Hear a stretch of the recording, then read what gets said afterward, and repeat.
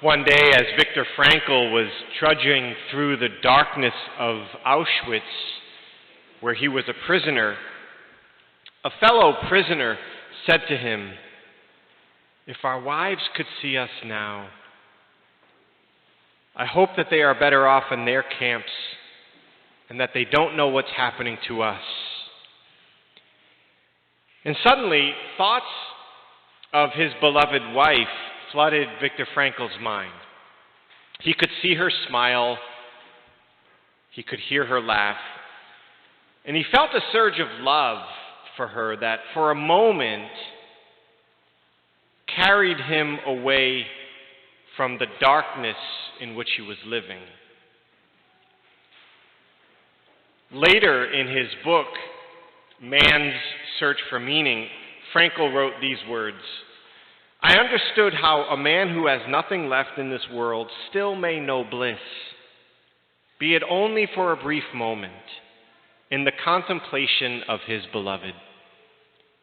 For the first time in my life, I was able to understand the meaning of the words, 'The angels are lost in perpetual contemplation of an infinite glory.'"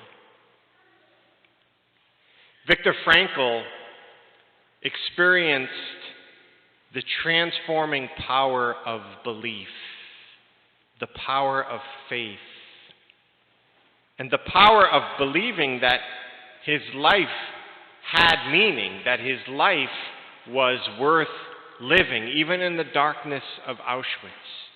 In his darkest moments, Viktor Frankl envisioned his future.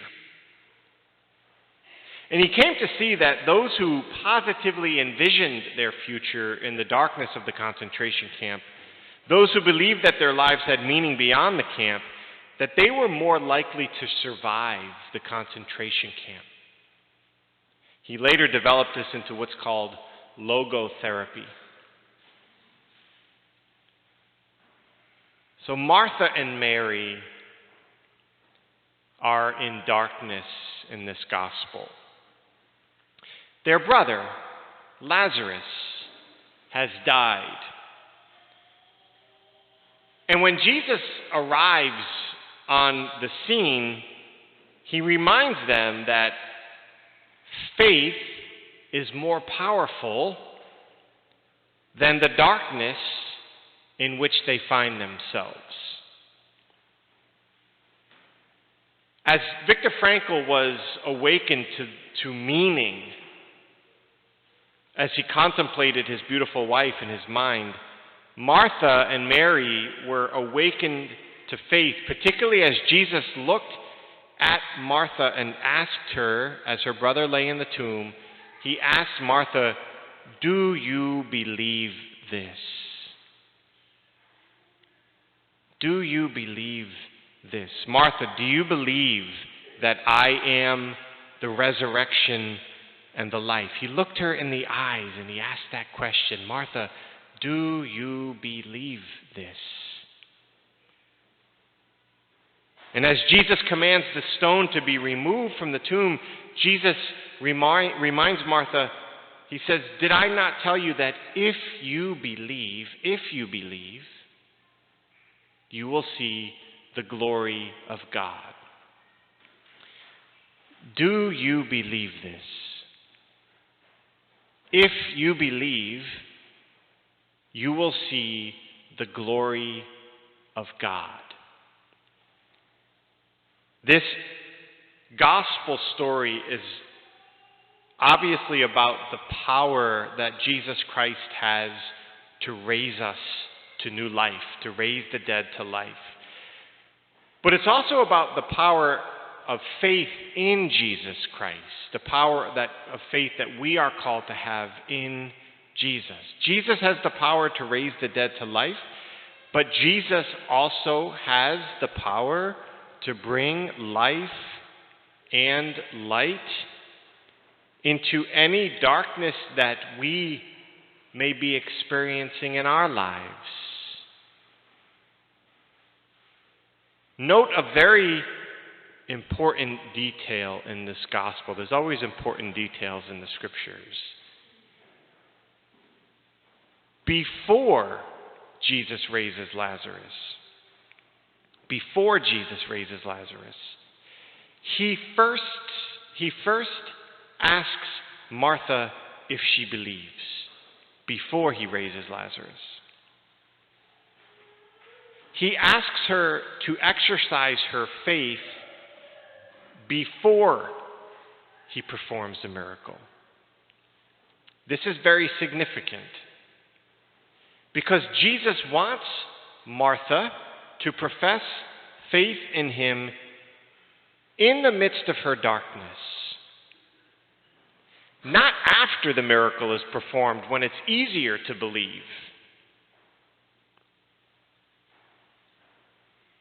Jesus asks for the same faith response from each one of us. In our struggle, in our darkness, in our doubts, in our difficulties, in our problems, Jesus asks in the midst of all of that, do you believe this? Do you believe in me? Do you believe, Jesus asks us, that I have the power to bring light and life and healing into your life?